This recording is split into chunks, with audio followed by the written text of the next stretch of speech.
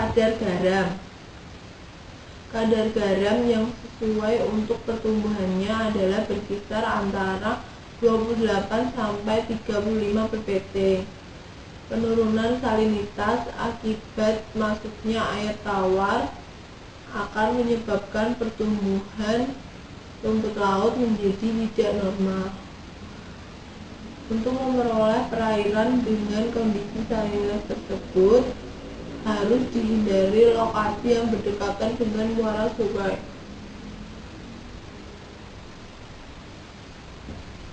Kecerahan yang kelima, lokasi budidaya rumput laut sebaiknya pada perairan yang jernih atau tingkat kecerahan yang tinggi sekitar 2-5 meter. Air keruh mengandung lumpur dapat menghalangi cahaya matahari ke dalam air serta dapat menutupi permukaan talus yang dapat menyebabkan talus tersebut membusuk sehingga mudah patah dan rusak.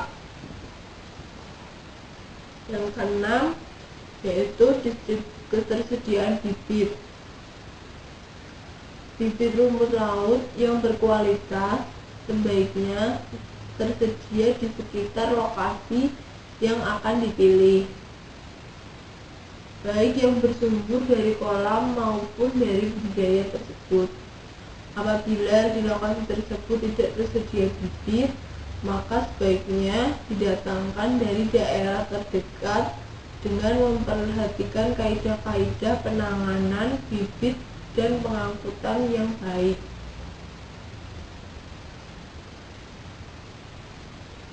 Organisme pengganggu. Lokasi budidaya diusahakan pada perairan yang tidak banyak terdapat organisme pengganggu, misalnya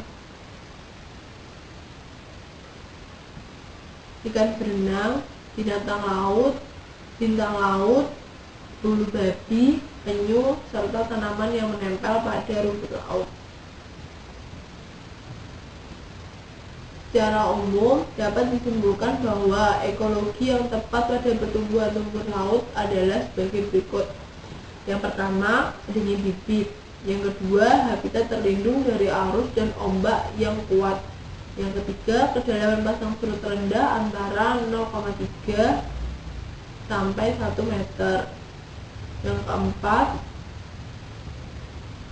keadaan air cukup jernih. Yang kelima, salinitas sekitar 2-3 per mil, jauh dari sumber air tawar. Yang ketujuh, suhu perairan antara 25 sampai 27 derajat Celcius.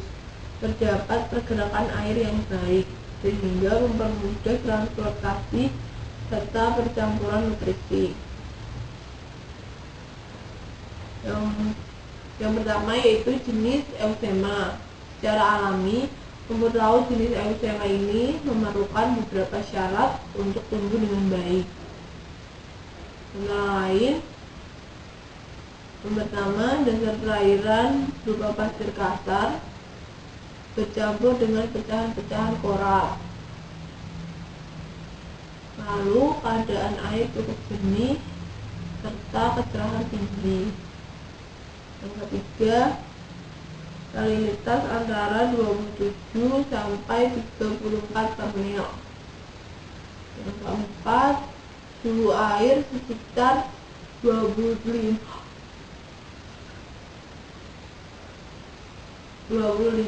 sampai 27 derajat Celcius. Berikutnya, terdapat pergerakan air yang cukup baik. Lalu, kedalaman pada pasang surut rendah antara 0,3 sampai 1 meter. Tempat terlindung dari arus dan ombak yang aktif atau yang kuat. Jauh dari sumber air tawar. Perairan bebas dari polusi yang baik limbah domestik maupun limbah industri.